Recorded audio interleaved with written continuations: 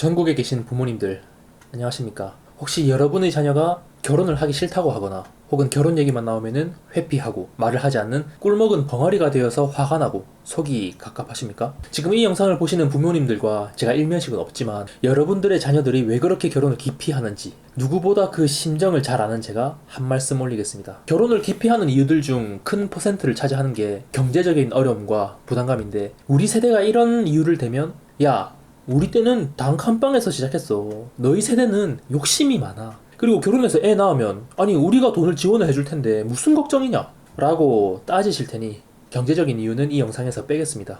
20살 성인이 되고 30이 되어가는 저희들은 마냥 콧물 질질 흘리며 과자나 먹는 어린애가 아닙니다. 여러분들의 자녀들이 바보라서 입국 다물고 있는 게 아니에요. 그 누구보다 자신의 장래에 대해서 고민하고 수십 년 후의 노후까지도 걱정하는 세대입니다. 우리 젊은 세대들이 결혼을 기피하는 이유는 바로 이 영상을 보고 있는 부모님들의 결혼 생활을 보면서 컸기 때문입니다. 수많은 책과 TV를 통해서 결혼은 사랑하는 사람과 함께 하는 것이라고 보고 배웠는데, 우리 세대가 실제로 보면서 컸던 부모님의 결혼은 그렇지 않았다는 거죠. 한평생을 가족들 뒷바라지 한다고 일생을 다 보내셔놓고 오늘도 밥을 짓고 빨래를 하고 늘어난 티셔츠 입은 채로 방 청소를 하는 어머니에게 아버지가 국이 왜 이렇게 짜냐, 내 와이셔츠는 다려놨냐 라며 짜증을 냅니다. 어머니도 이에 질세라 내가 지금 청소하고 있으니까 와이셔츠는 당신이 좀 다려 입으면 안 되냐 라며 소리치시고는 저희에게 작게 말씀하십니다. 내 인생 진짜 불쌍하다 라고요. 가족을 먹여 살리기 위해서 아침마다 밤까지 일하고 와서 저녁을 먹은 뒤 드러눕기 바쁜 아버지와 저녁밥을 만들어 놨더니 돌이 씹힌다, 아 국이 짜다, 왜 이렇게 맵냐 에이 라고 욕먹는 어머니를 보고는 나는 저렇게 살지 말아야지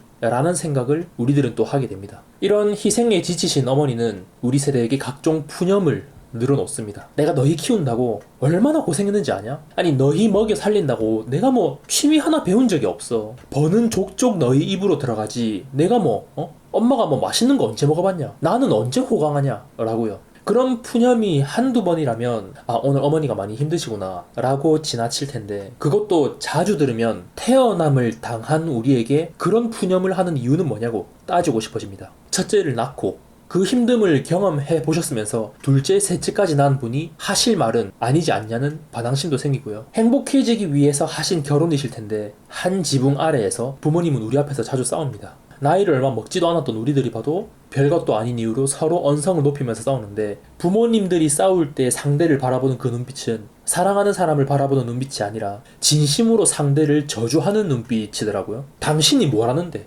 아 그럼 너는 잘한 게 뭔데? 집에 있으면서 하는 일이 뭐야 도대체? 말을 왜 그딴 식으로 하는데? 서로 고함을 지르다 분노를 조절하지 못한 쪽이 식탁을 내려치거나 리모컨을 집어 던지기도 하죠. 그런 폭력적인 광경을 보면서 컸습니다. 우리들은요. 아니 가족이 살다 보면은 언성이 높아질 수도 있지 왜 그렇게 예민하냐? 예민한 거 아니고요. 아니 이 정도가 어떻게 폭력이냐? 폭력 맞고요. 정서적인 학대입니다. 싸움이 끝나면은 어머니는 꼭 이렇게 말씀하시더라고요. 너희만 아니었으면 벌써 이혼 도장 찍었다, 따로 살았다 라고요. 그 말을 들은 어린 우리 머릿속에서는 아 결혼이라는 거는 죽을 만큼 괴로워도 자녀가 있는 이상 죽어서 관 속에 들어가기 전까지 참아야 하는 괴로운 일이구나 라고 생각을 하게 됩니다. 더욱 큰일인 것은 상대에게 윽박지르고 폭력성을 드러내는 부모님의 모습들을 우리들이 자신도 모르는 사이에 그대로 배우게 됩니다. 왜냐하면 자식은 부모의 거울이니까요. 연애를 하다가도, 친구들 사이에서도, 회사에서 동료들과 일을 하다가도 나의 생각과 조금 수틀리면 부모님이 나에게 보여줬던 윽박지르는 모습, 양보하지 못하고 상대에게 달려드는 모습, 그 모습 그대로 내가 따라하고 있는 것을 발견하고는 자기 혐오까지 하기도 합니다. 아, 결국 나의 결혼도 지금 부모의 결혼과 다를 바 없겠구나 하고 결혼을 포기해버리기까지 하죠. 부모님들은 나이 어린 우리라는 존재가 가소로운지 가족의 한 구성원으로서 어떤 의견을 말하면 말대꾸 하지 마라, 네가 뭘 안다고, 응? 네 아무것도 모르잖아, 부모가 하라는 대로 하면 된다 그냥 라고 명령을 하십니다. 부모에게 마음을 다해서 순종하라 라는 말이 있죠. 당신들은 순종이 아니라 복종을 원하는 것 같습니다. 마치 자기 말을 거역할 수 없는 부하 직원 정도로 생각하는 것 같습니다.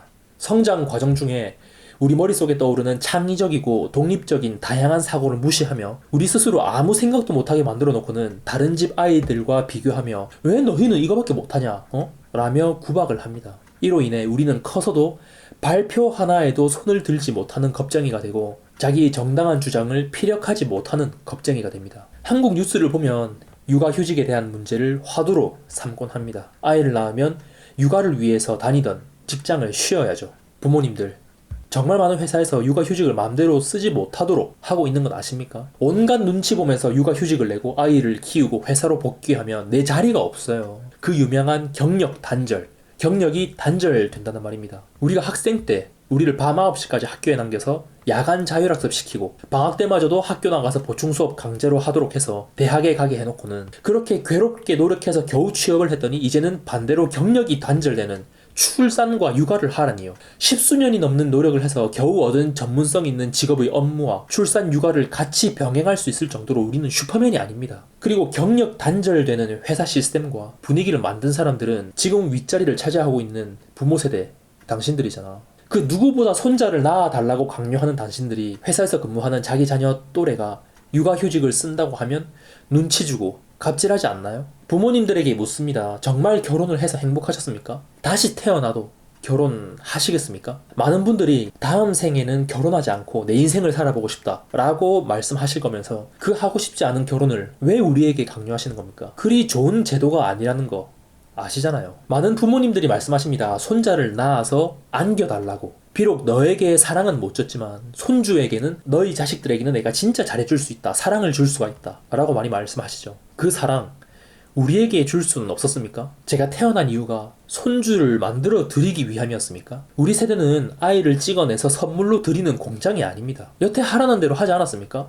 학교 가라, 야자해라, 보충 수업해라, 공부해라, 남에게 뒤처지지 마라, 좋은 대학 가라, 좋은 회사 취직해라, 결혼해라, 결혼하니 손자 낳아라, 손자 낳으면 한 명은 외롭다, 2명 낳아라 이러실 거죠. 둘 다 딸 낳으면 아들 한 명만 더 낳자 이러실 거죠. 출산율이 겨우 0.8을 넘는 현재의 대한민국에서 결혼의 형태가 아닌 동거, 비혼 등 다양한 삶의 방식이 점점 늘어나는 이 사회 현상은 당신의 자녀만 특이하고 바보라서 생기는 게 아닙니다. 누구보다 자신의 앞날을 걱정하고 고민할 줄 아는 우리 세대가 현명한 판단을 하고 있다는 반증입니다. 결혼이라는 제도가 우리 인생에서 정말 행복한 선택이라면 결혼을 하지 말라고 이 손발을 묶어서 가두어 놓아도 탈출해서까지 하려고 할 겁니다. 제 영상을 보시고 어린 놈이 그 말도 안 되는 소리 하고 있네, 다 변명이지 라고 생각하신다면 더 이상 할 말도 없고 부모님 세대와 대화를 이어갈 자신도 없습니다. 이제 우리는 우리가 행복해지는 인생을 살고 싶습니다. 긴 영상 봐주셔서 감사합니다.